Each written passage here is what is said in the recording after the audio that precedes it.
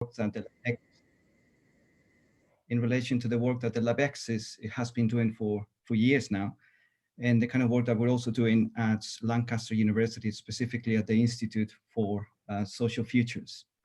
So Céline and Nathalie, actually, indeed, as Olivier was saying, I really enjoyed the presentations, partly because they raised some very important questions about the relationship between temporalities and the future.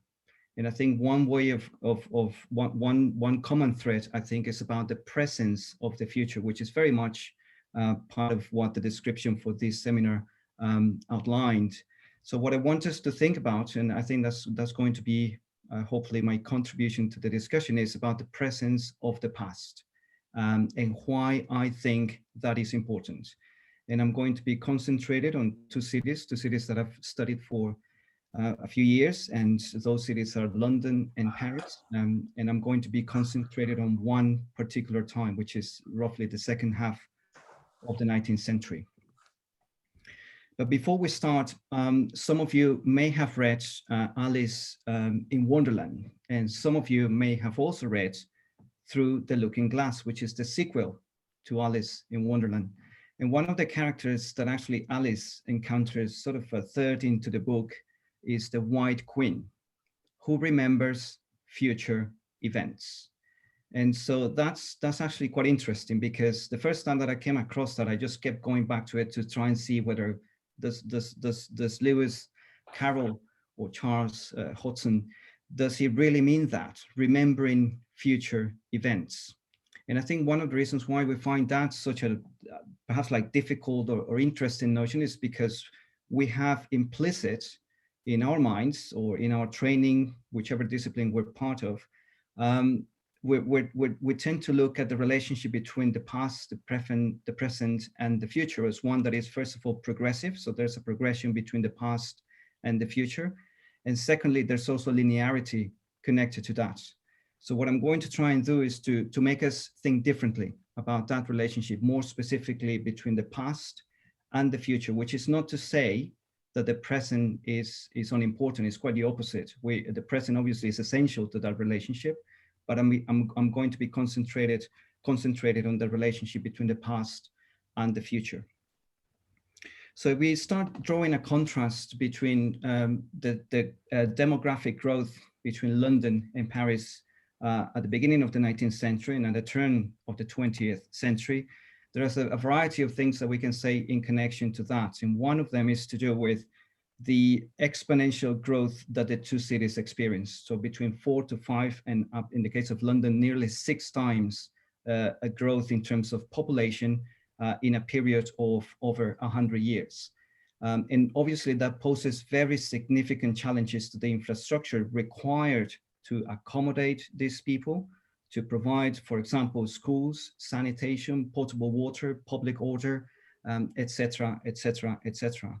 And if we actually look at the picture in connection to movement, so that is the way people traveled, and I guess we need to be cautious about figures like this ones, partly because we depend on the way these travels were recorded and what it meant to, in some cases, private companies or to municipal authorities, which again, in the two cities, it was two very different realities. But one of the things that we can certainly say with a degree of certainty is that people did travel more. And we can also say that they traveled for longer distances between the second half, so around 1850, 1855, in the case of Paris, in around 1860 or 1864, in the case of London, increasing between 5 to 6 to 7 times the amount of the frequency of journeys, how often people traveled. And one of the things that I do in my work is to look at the relationship between cities and infrastructure. In other words, in this case, the infrastructure required to actually accommodate tendencies to do with more travel, more frequently for longer distances. And obviously, I'm going to be concentrated on perhaps like one of the least important transport infrastructures required, because if we actually look at the absolute numbers towards the mid-1890s, we realized that tramways in the case of London, but also in the case of Paris, the CGO, the Compagnie Générale des Omnibus, they operated both buses and tramways in one railway line. So there's an element of where shall we put the focus? So I'm just giving you this by way of context to provide a bit of perspective in terms of the things that the points that I'm going to be raising. Another way of looking at the contrast between the two cities is perhaps taking not quite a longue durée, or that long duration or long period, because this is only about 200 years. But the reality is that we can identify two things when we contrast the growth of the built-up area of the two cities, and this is between 1800 and 2000.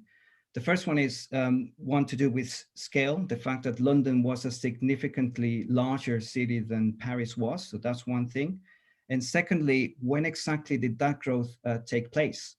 And in the case of London, we know, sorry, by looking at the image, that's roughly the yellow and orange part, which actually takes us into the late 18th century, between 1880s and about 1920.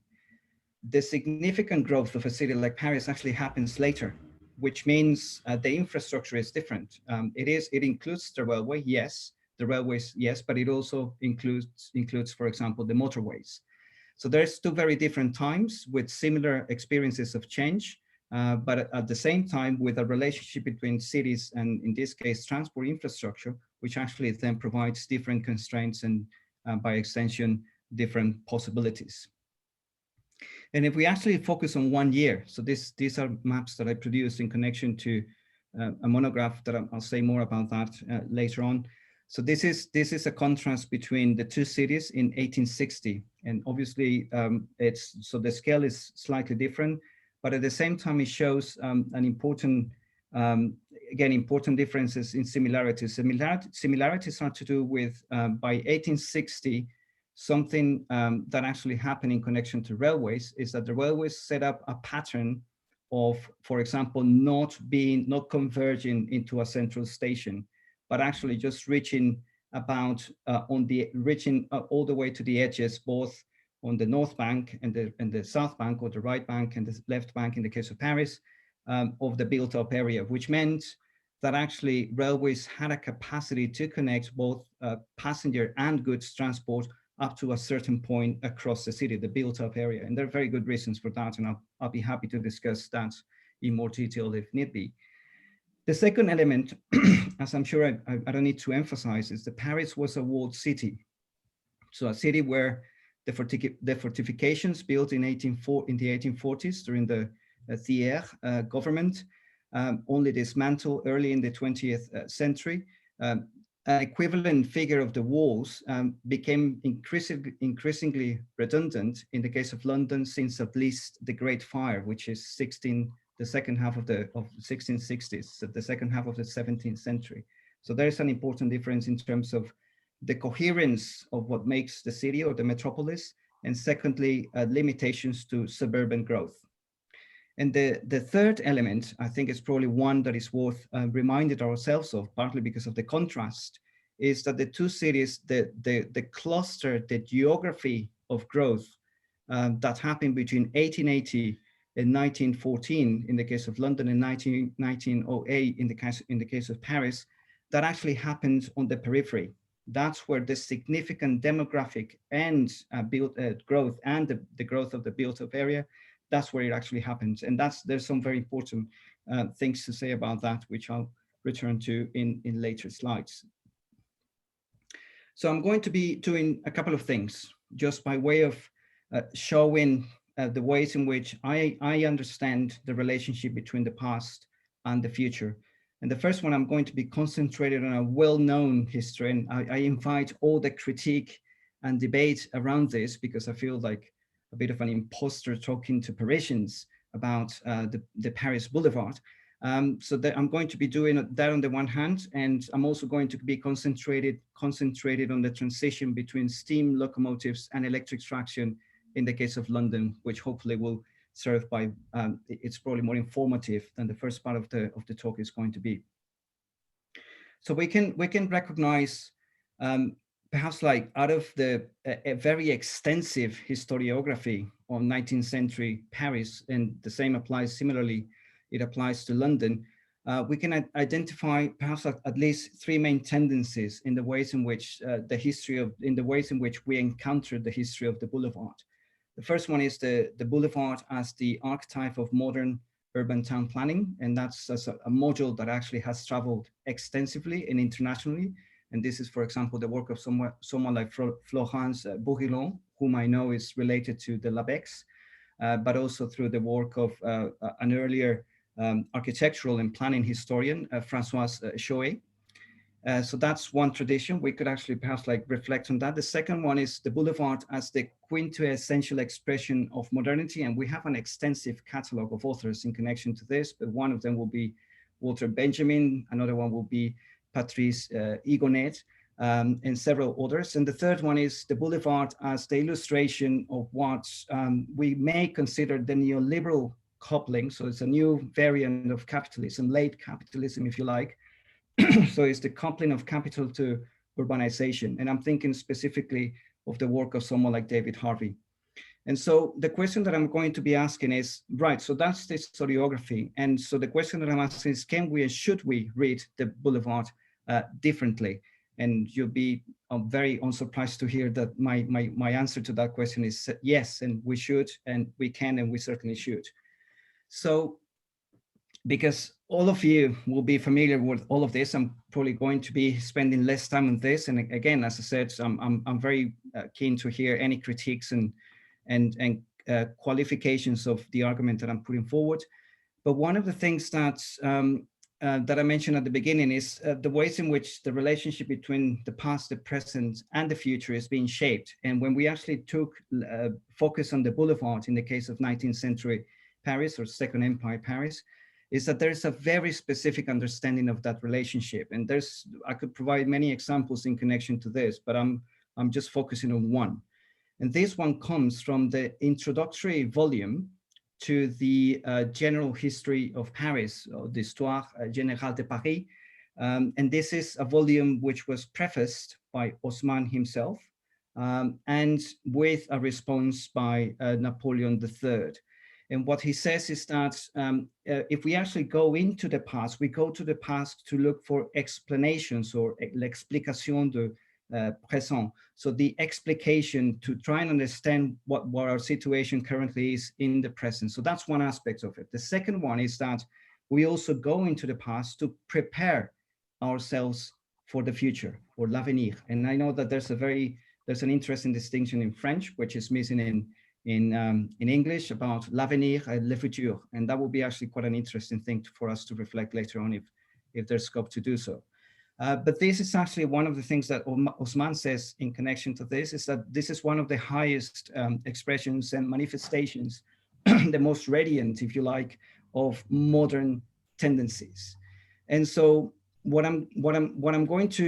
reason why I'm choosing this is because whenever we come across statements like this, and if we go to Haussmann's memoirs, so it's 3 volumes of them, sorry, we actually could create an interesting catalog of all the ways in which that relationship between the past and the future gets to be shaped.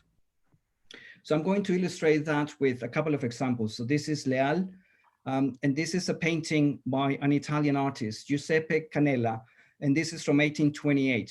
And it's one of a series of 3 or 4, if I remember correctly, where he actually goes, the circle shows you where that painting is. So it's an impression of Leal, and he goes around Leal to actually choose a vantage point, if you like, to portray the life of the market. Again, 1828.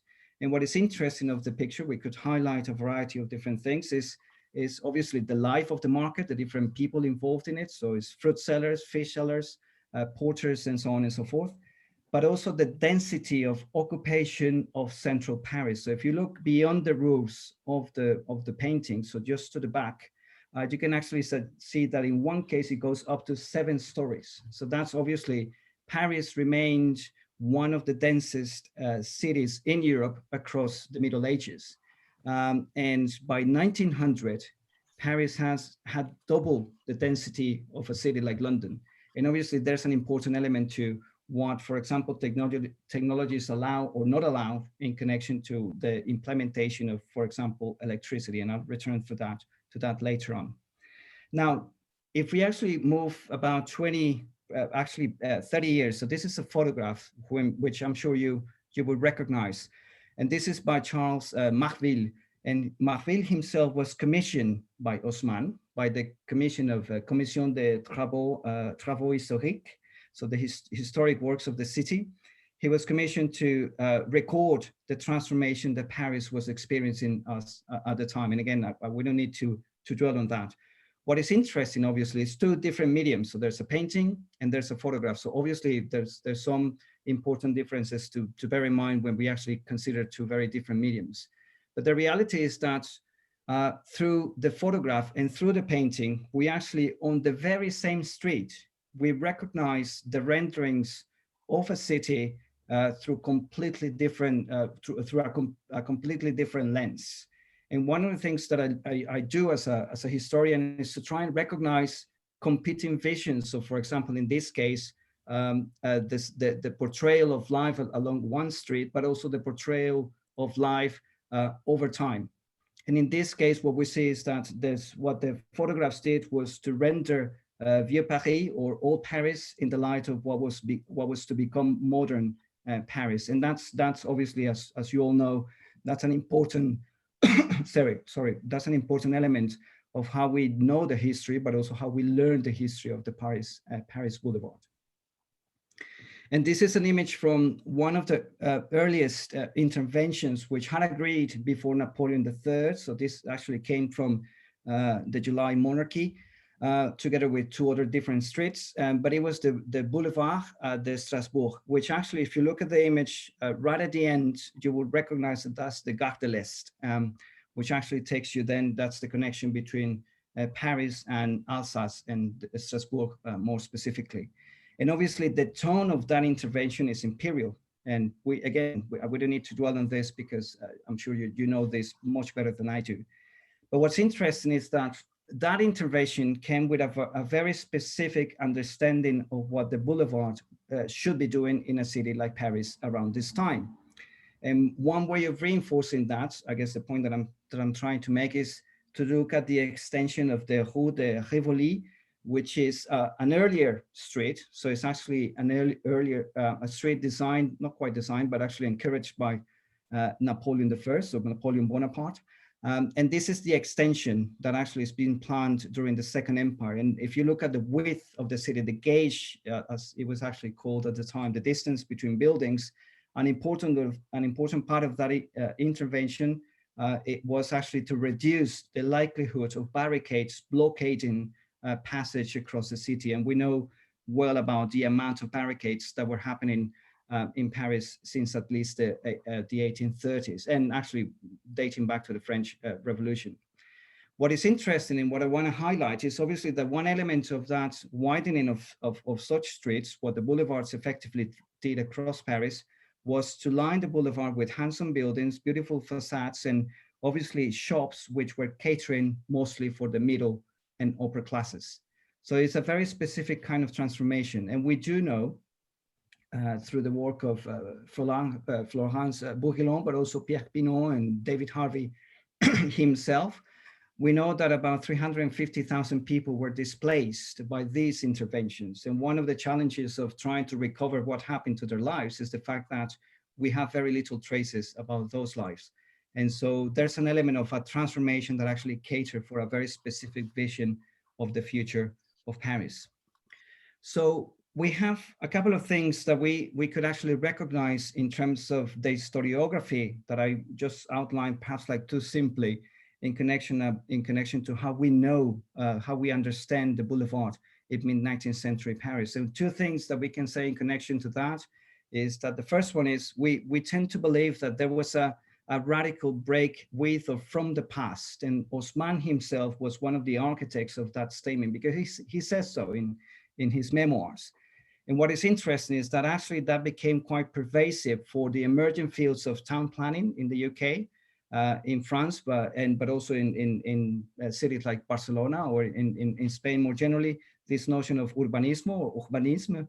And in the case of Germany with Stadtplanung, and also in the United States, but also in parts of Canada, with this notion of city planning, which became later the City Beautiful movement. So there's that on the one hand, and on the secondly, what we actually have is also very instrumental understanding of history, understanding of the past, which actually inserts that very specific relationship, which is it involves a break, but it also involves a line, and that's what we tend to reproduce with these historiographies. So what I'm suggesting we do, if we actually pay attention to this, or pay attention and reflect critically and creatively about that relationship between the past and the future, is one thing that we can show is about the routes not taken. I'll show a few images in connection to this, but we don't have the time to go through that. The second one is the significance of providing a full historical context to really understand urban change. So we actually locate ourselves in the past through the archives, extensive as they are, to really understand the many variants of change that are possible, desirable, if you like, in the past of a city like Paris. And thirdly, we can also actually reflect on what it takes to provide a more sustaining understanding of the relationship between the past, the present, and the future. And this gives you an idea of the extensive catalog of options, competing visions of the future that actually fail to gather the support more or less around the same time as Haussmann was seeking to change Paris, and Napoleon III around the same time as they were seeking to change Paris in the way that actually Paris changed. So just simply to give you a sense of, if I start top left and move clockwise. So the first one is by Hector Oro, and this is actually a renovation of Les Halles, of the market building, and it's actually an extensive renovation that takes into consideration the circulatory needs of the city. Right next to it is Florimond de Carrizoet, which to me is one of the most compelling visions of the future of Paris at the time, partly because of the very attuned reading that he actually had, for example, in terms of the prices of fuel and food, and the need to reorganize the tax collection wall, the tax collection points along the wall, and the railway termini, or the railway terminus by different companies.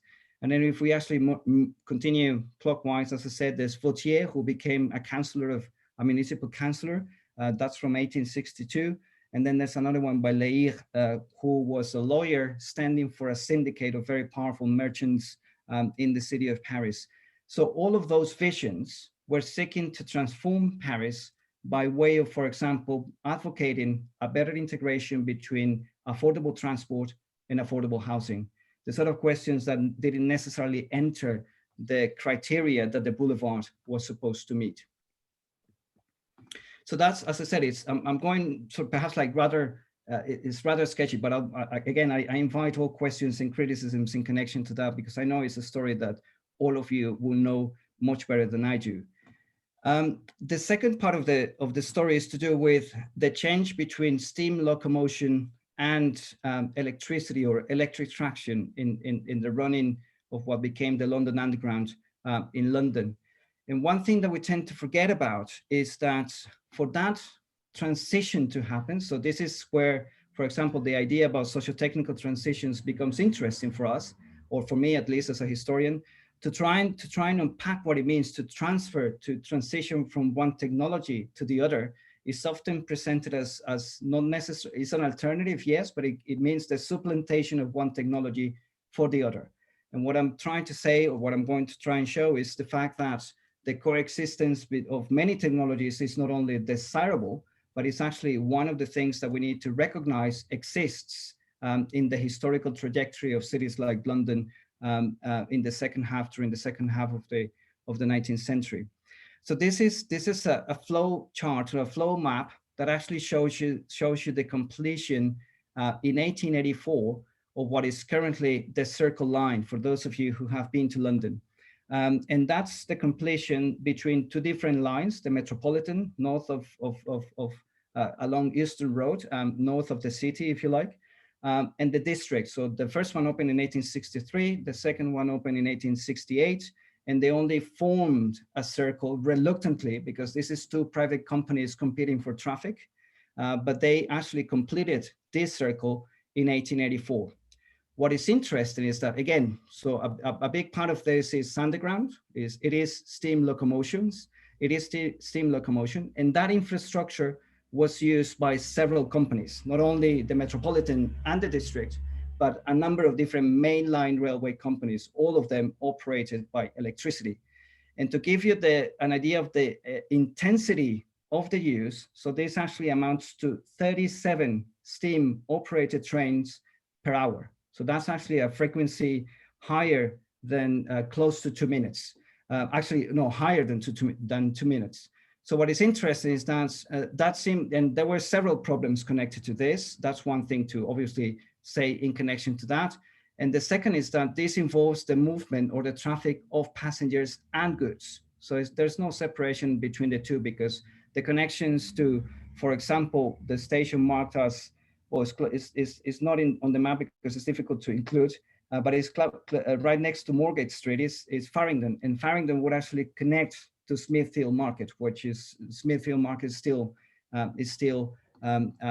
existing or standing where it was built in the 1860s. And that is actually the location where the new Museum of London is going to be if all goes according to plan in 2023. And so if that's the reality in connection to perhaps like the planned vision of the city, the sectional section gives you a sense as well of the underground lines, and that's the one that is getting into the tunnel.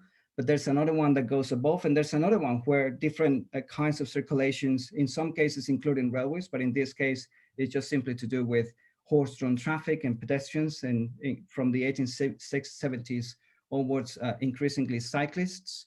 But we realized that the intensity of the use of the city space is actually very much connected to different kinds of technology. And this gives another, so what is interesting about this report of the images that I'm using is that they were published by the French press. So this is how the French were visiting London, reporting back to French authorities, but also French enthusiasts about changes in London. So this comes from La Nature from 1876 and 1899. So the one on the right. And what it shows is Baker Street, which is one of those iconic stations of the first Metropolitan line in London that has the lanterns where in principle, not in practice, but in principle, that was to evacuate the smoke. Sorry, that was to evacuate the smoke of the steam locomotives.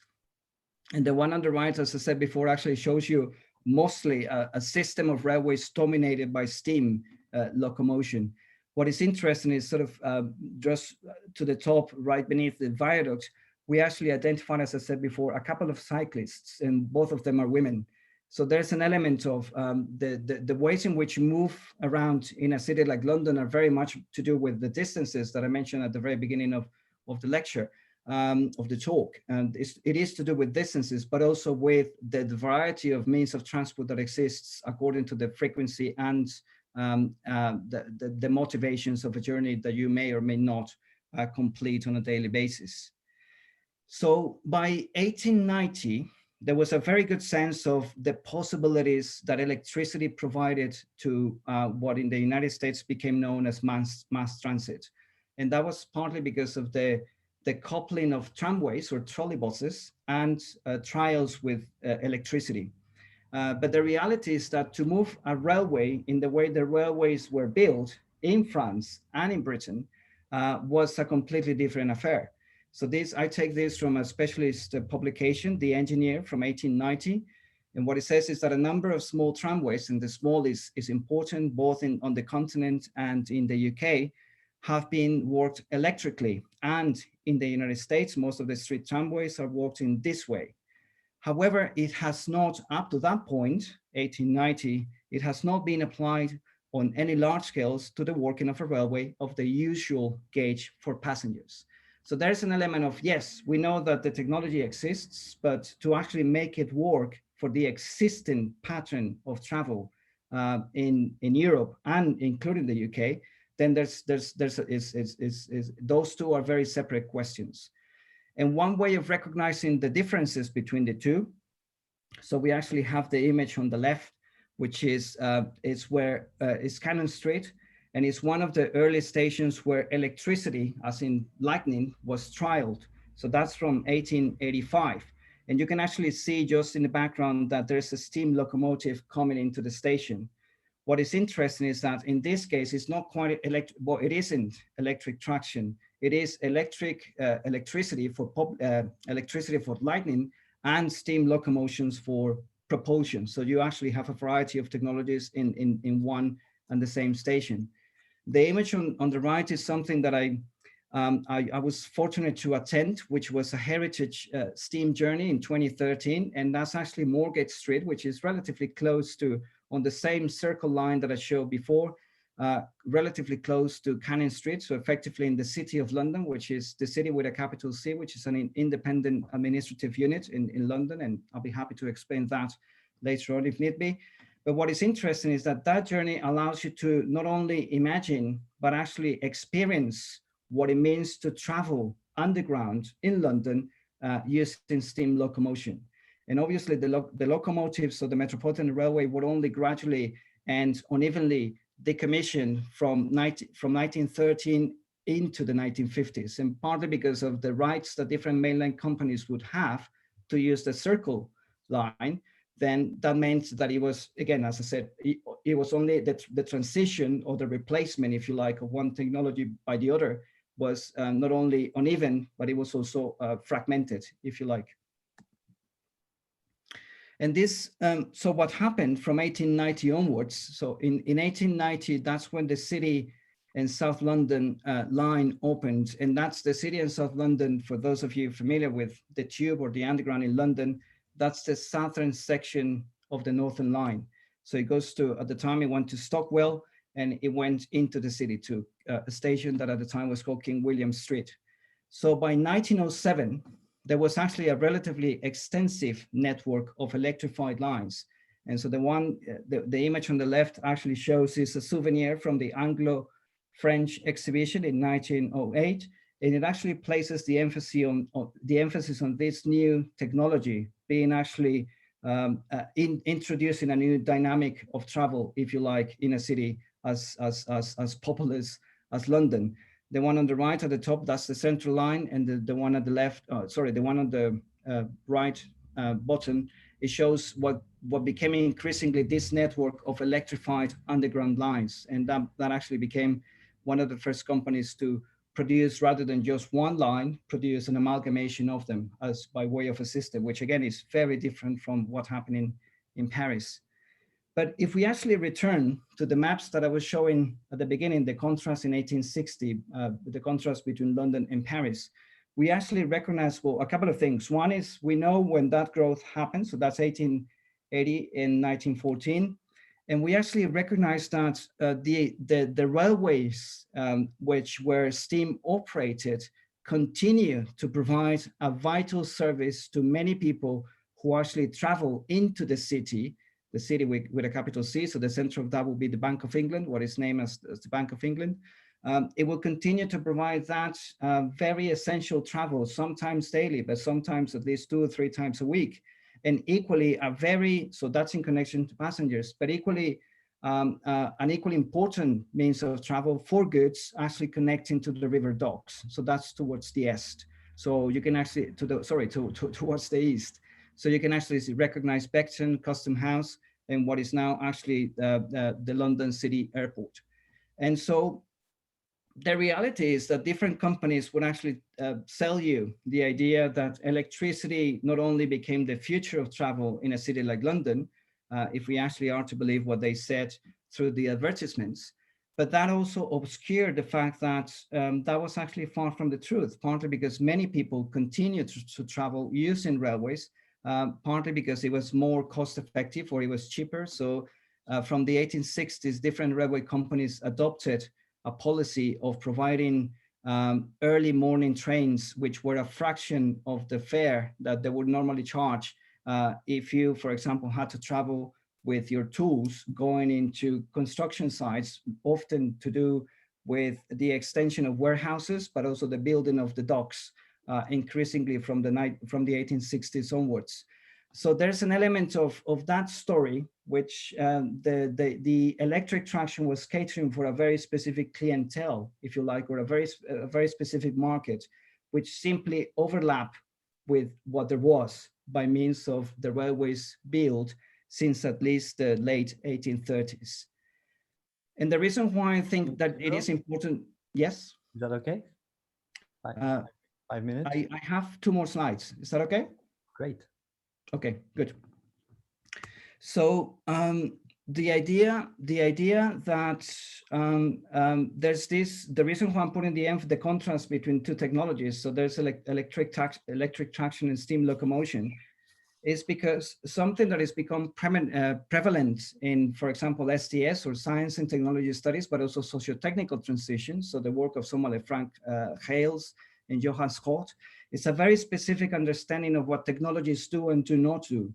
And the work of Thomas Hughes is also very influential in connection to this. So his work, for example, called Networks of Power, where he looks at London, at Chicago, and at Berlin. And one of the tendency of that historiography is to actually think about the impact of one technology on places, including cities. The second one is that technologies tend to supplant, new ones supplant old ones. And the third one is that if not entirely good for their own sake, they're neutral. So we shouldn't judge them in terms of the values that they may or may not introduce in different societies. And again, what a past futures approach allows us to do is to think about the relationship between cities and technology as multi-layered, contingent. So when they happen, it is important when and where they happen. So the history and the geography of it. Equally, if we actually understand the reality of the places, and in this case, cities like London and Paris, to understand that geography is essential to really judge and assess what exactly do technologies offer different places. And thirdly, and to me, this is actually one of the most important lessons of focusing on this notion of publics, is to actually recognize who exactly stands to benefit by the introduction or with the introduction of different technologies in particular places. And we could actually draw some interesting parallels to, for example, autonomous vehicles today, or what is called the interconnected CAVs, connected autonomous vehicles. Yeah, that's what they're called. So let us return to Alice, just briefly by way of conclusion. So these 2 images I realized are a bit dated. So they're from 2013 and 2014. But what is interesting is that, so the image on the left, so it's London, and this is actually something that comes from the London Infrastructural Plan. One of the positive things that the current Prime Minister, Boris Johnson, left as his legacy when he was Mayor of London. At the same time, we actually recognize that London, in his view, is supposed to be a world-class city, the greatest on earth, and so on. So these hyperlatives, if you like. In Paris, different things matter, and that's what I like between the contrast about the contrast between the two. So there's questions about solidarity, competitiveness, employment, and so on. And again, this actually comes from 2013, so the versions of it by now have changed significantly. At the same time, when we actually look at histories of the boulevard in Paris, or histories of the transformation or the introduction of electric traction in London, if we look at through those histories through a very different lens, we recognize that an important part of that process, of that transformation, was to do with the integration between transport and housing. And many people identify that in several ways, in very compelling ways. And we actually, to an extent, have inherited crises, like, for example, the housing crisis dating since at least the mid-19th century. We can recognize that there's nothing inevitable or natural about some of the conditions that we experience as difficult in cities, not only in London and Paris, but across Europe today. And just perhaps by way of ending with a provocation, I do like visions of the future. I do think there is an important element to learn in terms of repetitions and taxonomies about how do we think about the future. But often those visions are visions of empty places. We actually tend to forget about the families, the individuals, the mothers, single and otherwise, the children, the elderly, and so on and so forth. So one of the things that I do advocate very strongly through the work that we're doing in Lancaster through the ISF is to actually use the social as our starting point to think about the future. And I think when we do that, a variety of different things change, partly because we start from a different place. And secondly, because that takes into consideration important precedents, which are historical. And they could be, we could attach a number of different timelines connected to that and different temporalities connected to that. And I should leave it there. I'll stop sharing now. Thank you very much, Carlos. And so I leave the floor to Nassima for introducing the discussion. Hi, do you hear me? Very okay. Well. Okay, thank you. Well, thank you so much, Carlos. It was this plenty of images that were so rich and so inspiring. And thank you, Olivier, for the organization of this webinar. And thanks to the LabEx, because I think we have a display of many ideas concerning this concept of past futures. And here with this presentation, with the text I had, the first chapter of the books that were presented, and here with all these maps, these images, these historical tables, well, it's really very rich. And as a remark, I remember having visited the Transport Museum in London, and as well as the Museum of London. And I think that in Paris, we have nothing similar, because we have Pavillon de l'Arsenal in a way. We have Musée Carnavalet, which more or less, which closed now, but for now. But we have not so much elements concerning the genealogy and the different periods of the infrastructure development of the city. And well, there is a few elements in Maison de la RATP, but all these elements displayed to the citizen, I mean, it's also modernity, because it's also reflexivity about the long term of the shaping of the structure of the city. Well, so my work is to, in 10 minutes or less now, try to not to synthesize, because it's impossible, this very rich chapter and presentation. I think the text I had to present here is very interesting, because of course it is setting the two scenes, so Paris and London, in the space, in the history, in the development of the railway network, as well as it gives the necessary background in the bibliography and in the many historiographies you use, because you go from the cultural history to the technology and the technical history of railway, and of course the different moments of London and Paris spatial growth and urban growth. But also in this text, Carlos is introducing his main hypotheses, which are, well, the definition of modernity, or modernité en français, as in the vision of past futures.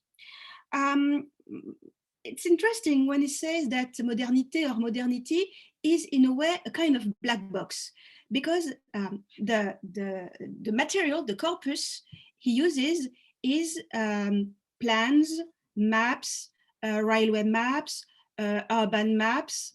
So in the planning literature, you won't never find the word modernity, but modernity is subterranean, so it goes under all these plans, all this literature, all these ideas, and it nourishes, but in a hidden way, all these texts and maps and books.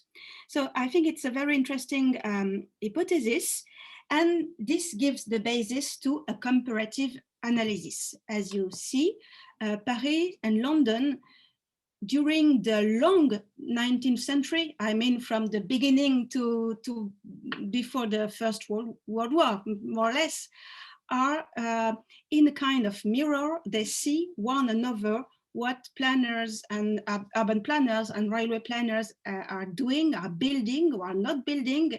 And this kind of reciprocal views is has another moment with Grand Paris Express and Crossrail, the new networks, the new projects, the new mega projects being built in the two capitals.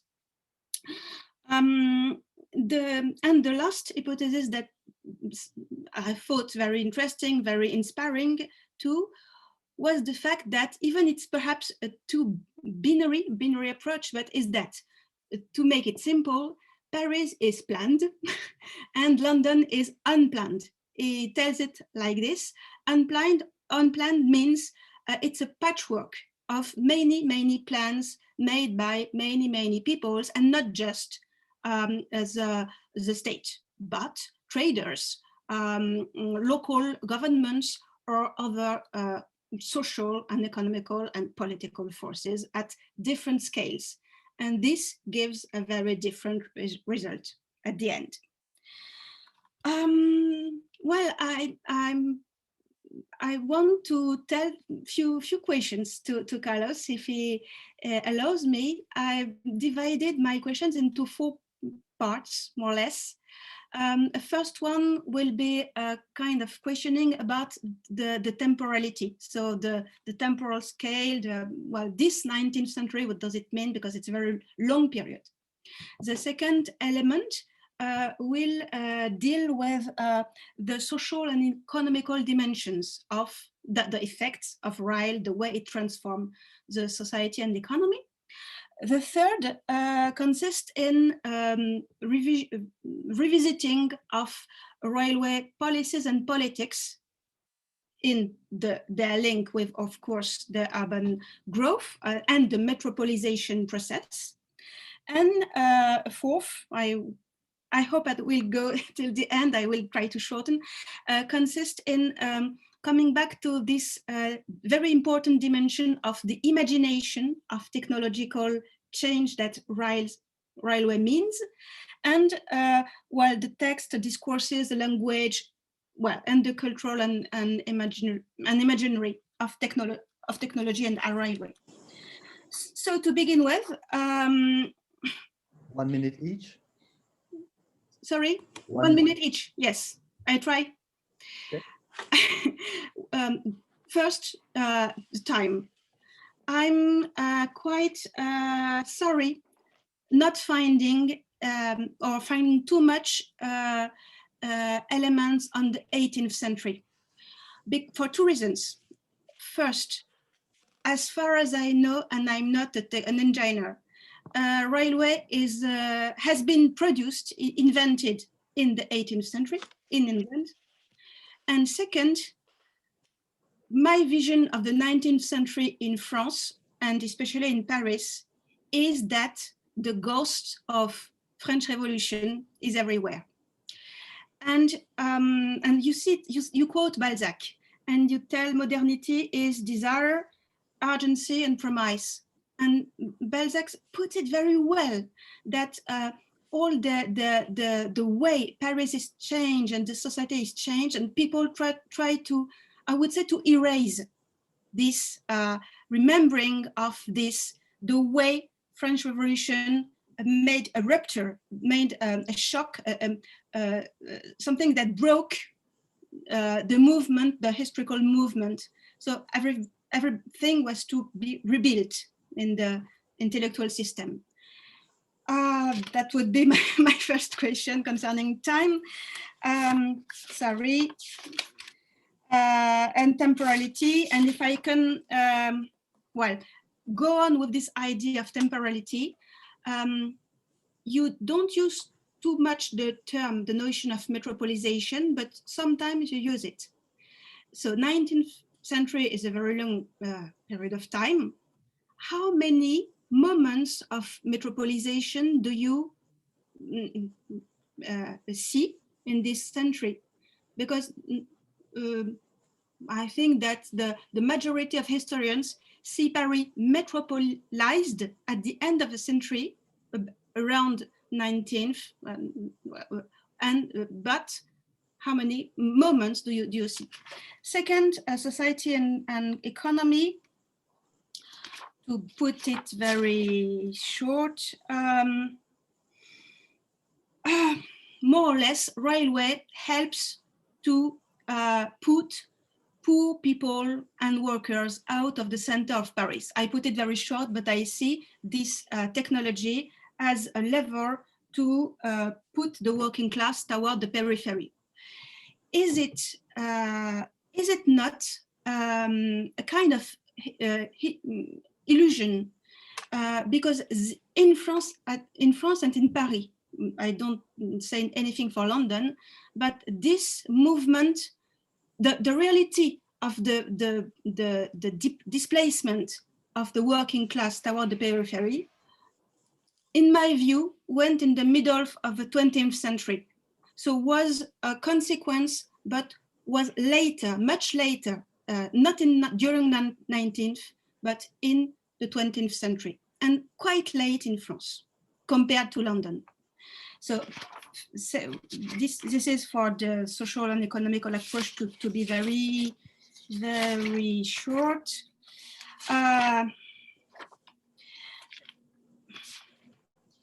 Nevertheless, I prefer to have something more concerning your approach, the way railway killed canals and killed the trade on, not on sea, but on water.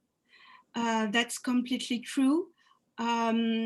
Also in London and in Paris, of course.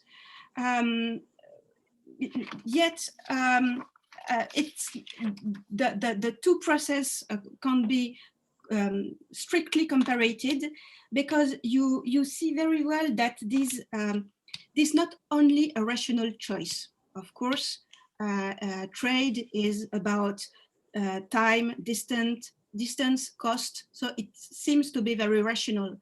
But you see how in the two contexts, the water trade is resisting very forcefully to this push of the railways interest and the way. And well, we would be too long, but I remember the thesis of René Closier of Gare du Nord. You may know this thesis, and he shows that the industrialization of the north of France changed the geographical trade currents because before railway, the Beauce, the Morvan, the south of France was irrigating Paris, and with the railway, with the change importance of railway, that is the call of Nord-Pas-de-Calais, and the trade is invest with a north-south direction. Well, quite interesting, but don't say a comparison with London. Ouais. I conclude perhaps, Olivier, because the time is passing by, concerning the third, my third and fourth question concerning policy, politics, and railway and planning. The fact that London is on an island and Paris is in the continent seems not sufficiently presented as a very important context to understand the way both cities organize their railway infrastructure. Remember that in 1814, the Cossacks were on the Champs-Élysées. We were invaded before the Germans. France, during the 19th century, was invaded by Russia. could be possible in London. So you insist on the walls of Paris because of the fiscality, but the way Paris tried to protect himself from the possibility of an invasion, and during the 19th and during the 20th century, invasion come by train. So it can be important in the planner's vision or reflexes. I suppose so. And endly, concerning planning literature, modernity literature, lot to say, lot to develop, because your corpus of graphs, text, maps is so rich. Well, perhaps I will pass this and finish with my conclusion. In your conclusion, you say modernity is a threshold between past, present, and future. And you introduce, not in this place of the text, but in another place of the text, the object of stations, the terminus, but not completely terminus, and they are near or not near to the city center. And well, stations, railway stations are a threshold between city and network. So I was wondering about the continuity of this functioning of stations as a threshold and as a place to meet modernity or to experiment modernity. And I end with a question related to this continuity, historical continuity toward our 21st century. Stations were the place of the experimentation of the crowd, the experimentation of the congestion, the experimentation of the risks, because there was cholera in the 19th century. So many people in the same place, in the same time, was modernity and was possible risk and threat. And it is so in resonance with the up-to-date situation, the actual situation of sanitary crisis. And we see transport or collective transport or metropolitan or urban transport, as you may put it, is quite stopped, more or less stopped. And nobody is sure of the possibility for it to recover. Yeah. Nassima, have you nearly finished? Yes, I finished. To question the fact that station could be in this moment a place where the moral panic of the 19th century, of this urban panic, sanitary security panic, could give us a kind of second act or second a renewal. Thank you. And sorry for that. Thank you very much. So many interesting questions, and possibly short answers, Carlos, so that we keep some space for additional discussion. So your go. Thank you very much, Nassima. That's terrific, and that's a very generous reading. I don't think I can cover all your questions. Let me start with that. So I'm going to be selective, and so I think probably if I started with a couple of responses to two of what I saw as two main trends in your questions. One is to do precisely with the different situation of England or Britain and France. So there's that element, an island and a continent, because I think that's a very important point. And within that, London and Paris. And obviously we know that London is not representative of what actually happened in terms of industrialization, urbanization, and so on, since at least, well, actually for a very long time, since at least the 14th century, I would imagine. I was fortunate to have a medievalist as my supervisor, the supervisor of my PhD. So whenever we had conversations about my findings in connection to 19th century London, he would actually come back with examples of 12th century London. And to me, what that as a learning point was to do with the relationship between a city and the nation state. And so there's that on the one hand. In Paris would actually have a very similar situation in relation to France. Paris is not representative of the trends to do with, again, industrialization, urbanization across France. So there's that on the one hand. At the same time, there's been a very dense and important exchange between the two cities across the channel, if you like. And one way in which we see that is, for example, visits to what became the Great Exhibitions. So the Great Exhibition in London in 1851, and then Paris would actually host 6 of them or 5 of them up until 1900. And what was interesting in the process is, well, many things, but 2 things is the perceptions of how the English or the Brits saw the changes of a city like Paris during the Second Empire. So it's not so much that was the change, but the perception of that change. And so that raised a number of different questions. So do we want the French model to come and transform London? Do we want an absolutist government to actually allow us to change London in the way that Paris has been changing? And so there's that from one side of the channel. From the other side of the channel was the French missions, local, municipal, and national, and otherwise, lots of different architects and learned societies were very important. For example, the Institution of Civil Engineers had a constant exchange with the École des Ponts et Chaussées in Paris as well, and the geographers and so on and so forth. What was interesting for the French was to actually learn from the experience of steam locomotion used underground. And they also realized that, is that the module that we want to introduce in Paris? Of course not. That makes no sense whatsoever. So there's that, what you mentioned as the island and the continent, that certainly is a really defining factor.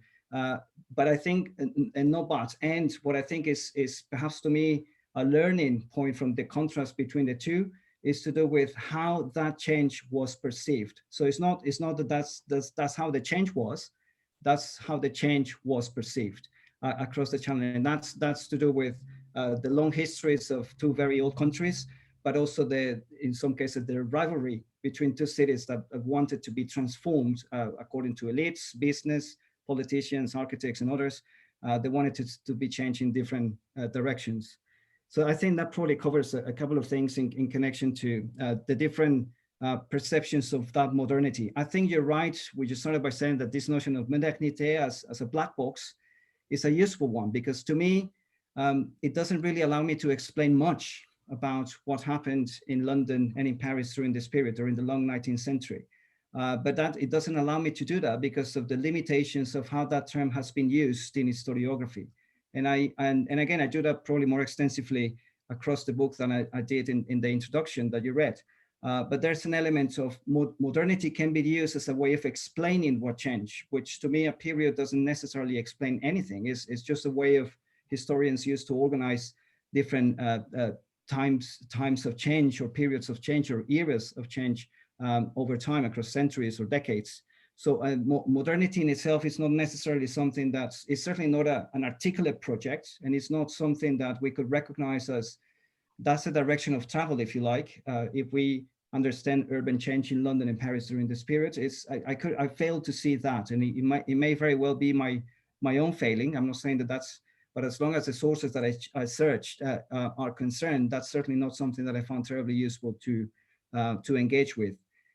Having said that, one of the things that Baudelaire says in connection to modernité is that there is the marriage of the ephemeral and the ancient, the thing that changes nearly daily or hourly or every minute, and the things that remain the same. I think that to me is far more interesting. It's that tension between the two. And David Harvey would actually use the expression of creative destruction, which he takes from Champetier. And there's an element of, yes, when we actually think about moments of creative destruction, then we would recognize, to go back to the question about metropolises, we will recognize that there were attempts for the city to be transformed, destroyed, if you like, and created and recreated in response to the needs, the interests of particular interest groups, if you like. And what we recognize in the process, and to me that this is really, again, is very important, is that different publics are included in that process. And by extension, different publics get excluded in the same process. So the reason that I looked at a variety of different, for example, in the case of London, there are parliamentary committees, is the minutes of evidence of those committees, is because they actually record voices that we don't get to hear very often in the historiography of urban change in 19th century London and Paris. And something equivalent can be actually found in the minutes of the verbal processes, the procès-verbaux of the municipal council in the case of Paris. And to me, what's interesting is that if change was moving in a certain direction, or if the city is destroyed to be created in different ways, then we really need to understand to what end is that city being changed, and who gets to be part of that vision of the future that is not necessarily one that embraces the majority. And I did give this figure of 350,000 people being displaced in Paris, but London is comparable, not in the same way, but we could record by the displacement by railways, warehouses, and the river docks, we get to close to 300,000 people. So it's comparable to, in terms of absolute numbers, not in terms of the percentage to the population.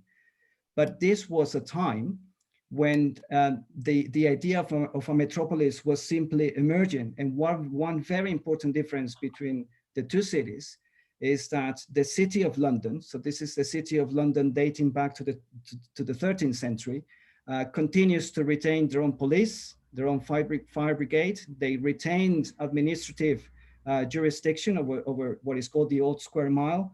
No such comparable unit existed in Paris. And on top of that, you have a prefect, whose interests are regional. So obviously the idea of a metropolis faces different challenges, and whether we destroy a city to bring into life a new metropolis, then that actually raised some really interesting questions across the channel. And perhaps just to end, because I think this connects to the question that Céline and Nathalie were raising earlier this morning, is that idea of temporalization. I think if we actually took the 18th century, as you were saying, Nassima, which is an excellent point, and I take it completely on board. I'll send you the second chapter of the book, which actually starts with Voltaire, and starts with this idea of the embellissement de Paris, so the embellishment of Paris, but it was a very different idea. But the notion of circulation and improvement, so the twin forces, if you like, of change, we can trace that to at least the 18th century, and the same goes for London. So there's an element of those long histories and discourses and ideas and visions that actually have a very long history, which it is our job. I think I see that as my job, being a historian. It is our job to historicize that whenever we come across it. So I have been part of debates in the UK organized by something called the Transport Catapult, which is a branch of the UK government trying to encourage interactions between academia, industry, and government. And these have been actually around debating the introduction of autonomous vehicles. And they have a very specific way of understanding trends. And so they take a trend in the past, and the past could be 50 years, 100 years, 200 years. And from that, they extrapolate into the future.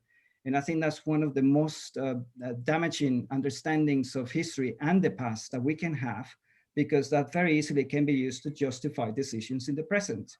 And I think we need to be really, again, I see that as my job, being a historian. We need to really enter those conversations, trying to provide alternatives. So critique is good, it's a good place to start, but we also need to, well, if not the trend, then what do we do? And with this notion of past futures, I think at least I raised the question about the complexity of the different temporalities, which actually new trends with technologies like connected autonomous vehicles, the kinds of temporalities that they encapsulate, and the whole idea that technology is supposed to be perhaps like the one driver of change in cities. It's a very reductive way of understanding precisely urban change. Thank you very much. We have a few minutes more to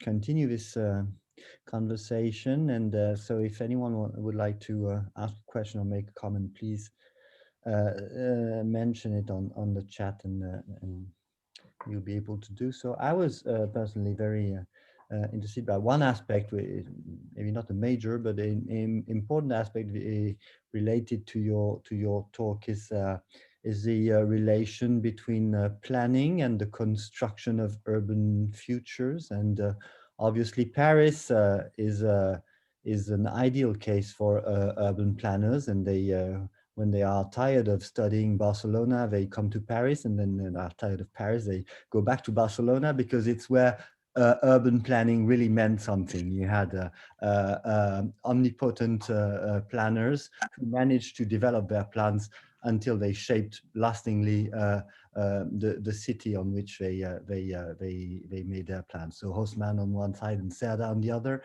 and but the example of London and I have in mind also the example of Rome, and even more so cities in the global south, would strongly suggest that the construction of urban futures is not fully, to say the least, in the hand of urban planners. And we mentioned that book by Mike Hebert when we talked on the phone. Michael Hebert wrote a book on London, which is tellingly called London More by Fortune Than Design. And it carries a very strong idea that planning has only been part of the story of how London developed. And I think it's an idea we have to pursue. I don't know exactly what to do with it for now, but we have to keep it in mind, because I related to what we said this morning. This morning we had an exchange on the idea that that not everybody, not every social actor was able to project themselves in the future or to project the future. And this is, of course, very true. And at the same time, we have to take into account the fact that that the future is not fully determined by those who are able to project themselves in the future. And so understanding how urban futures are constructed between those who can project the futures and project themselves into the future, and those who are prohibited from doing so, or incapable of doing so for one reason or another, I think would be one way to explore what you call the social heart of the construction of urban futures, or of future thinking. That is how futures are fabricated, and who involves, and who it leaves apart, and of course it would also shed light on who benefits from constructions of future, and who are penalized. So it was just a comment. Well, any comment on this comment will be obviously very welcome for me, but I think it was important to point that that aspect of your talk. I don't know if it rings a bell for you, Carlos, or.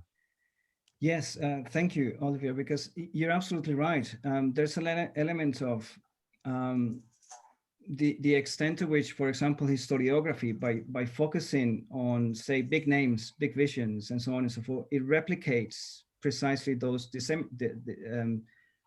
asymmetries. On the one hand, the ones who actually have the knowledge, the culture, the cultural background, and the expertise to think about the future, to invent the future, and those who are left behind or simply suffer the consequences of those futures being produced on their behalf. And so one, I guess, I can't really add much more to what you just said, but I can probably cite, we're talking about urban futures, but the same happens to the futures of urban smaller places. So Lancaster is 50 to 60,000 inhabitants, 12,000 of which are our students. So it's a very small place. It was an important city in the 12th century. So there was, you may remember the War of the Roses. So it was Lancaster and York. So at that time, it was a far more influential place. So Lancaster has a city charter dating back to 1193, if I remember correctly. But so one thing that we did in Lancaster, I think 2 or 3 years ago, was to ask people about Lancaster life in 2051. So we actually had a small shop in the city center. So the university campus is south of the city. So it's again, the development is already quite separate, if you like. And so we had a shop in what is it's called St. Nicholas Arcades. And so the university has a way of engaging different people in Lancaster every year. So we do that to showcase what we do across the university, but also to invite thoughts from Lancastrians and others who actually come to Lancaster. And so in the process of asking people, Lancaster life in 2051, we actually discovered some wonderful things. And for example, how important generations are. So the older ones will say, well, I won't be here, so I don't know, that's your problem, not mine. Because indeed, if you're 60 and you've been asked about 51, you may be alive, but probably not. And then that's one range. The middle range is actually interestingly, the least engaged. And then you have school children that actually really, language is one thing, but if you give them things to draw and paint and so on, it becomes something else entirely. And the reason why we thought it would be interesting to do this is because we need to, in the futures literature, there's this idea of futures literacy. The fact that we need to train ourselves to become better at engaging with the future. And I think Nathalie's idea about cheminer vers le futur, so walking into or walking towards the future, is I like that a lot, partly because it's not about the vision.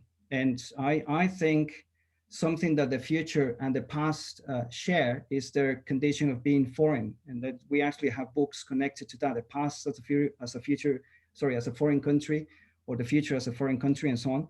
So foreignness is something that we actually need to negotiate when we look into the future, but also when we visit archives. And I think as historians, we probably can locate ourselves very effectively in terms of not having certainty about what the future brings, but actually being able to navigate and orient ourselves so that we are more inclusive, just, equitable, and so on and so forth. Okay. And so crafting that literacy, I think, is an important part of what we should be doing as academics. Okay, thank you very much. Nathalie Roseau wanted to ask a question or make a comment, and it will be the final one, I'm afraid. Nathalie. Yes, thank you, Olivier. Thank you so much, Carlos, for sharing your research, as it confirms all the interest to exchange with you in the future, in the near future. I was just wondering about the semantics and the vocabulary, because as you show it perfectly, future is a historical issue, and in planning and acts and the way cities are governed and perceived. So this view of longue durée is very helpful to learn from and to understand our immediacy. But in your research on the 19th century in London and Paris, did you analyze more profoundly the semantics and the vocabulary which was used in the different discourses, studies, and also images, because we know that it's through words and through images that the thinking of planning is a vehicle. So you show this quotation of Haussmann, where he mentioned the term modern, and also a way of reinterpreting the link between past, present, future. So I was wondering about this study, this historical study on words and on semantics, and maybe the way there are moments of latency, accelerations, depending the context, and how it could be useful to understand our contemporary period, where the term future is also very banalized and used in every terms. Thank you very much, Nathalie. Great question. And I think we both share an interest in the work of conceptual history. So the work of someone like Reinhard Koselleck, who's got this idea of a horizon of expectation and a space of experience. And so in a way, what you're suggesting is, did I create something like a conceptual history of modernity or whatever else in 19th century London and Paris? The short answer is no, I didn't. But in terms of the connections to the future of the city, yes, there's one defining term, and that's true in both cities, and it's the notion of the public benefit. And what was interesting is that notion of the public benefit was never quite pinned down, and it was always used and abused and misused.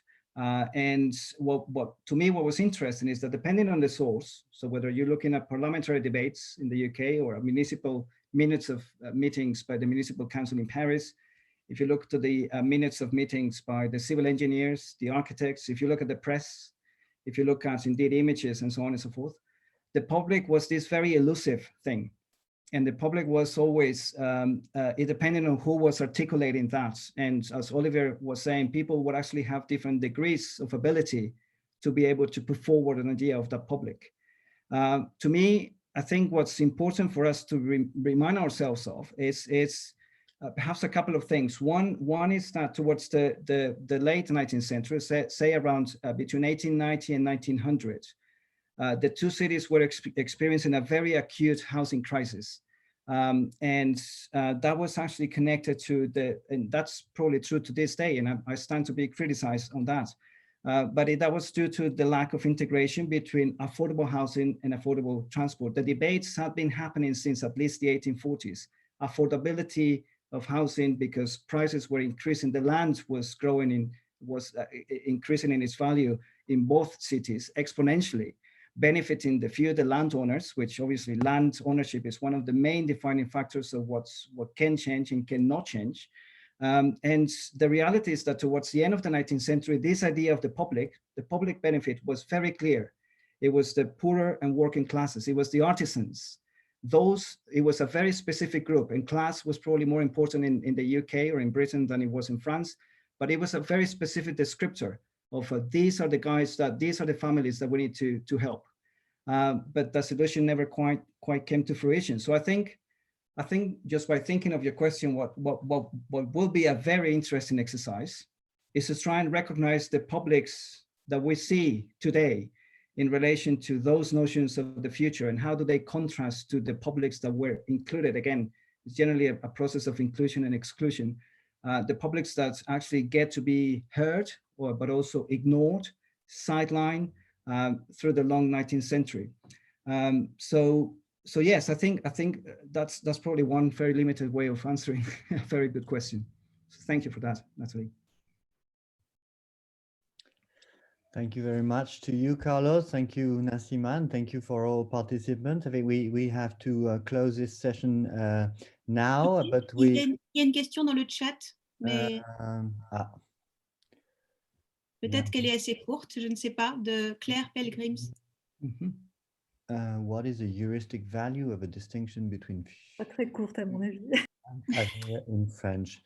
Maybe we can keep the answer to this question for the next session, so that Carlos has the time to prepare a full answer related obviously to his philosophy of time. And talking about time, so we shall meet again at 3:50 for an hour and 10 minutes at most for last session. So we plan to close it at 5 anyway. And so you're all very welcome to come and try and make the best of what we discussed today for the future, the construction of the future of this seminar. So talk to you in 20 minutes, and many thanks again for our speakers. Olivier?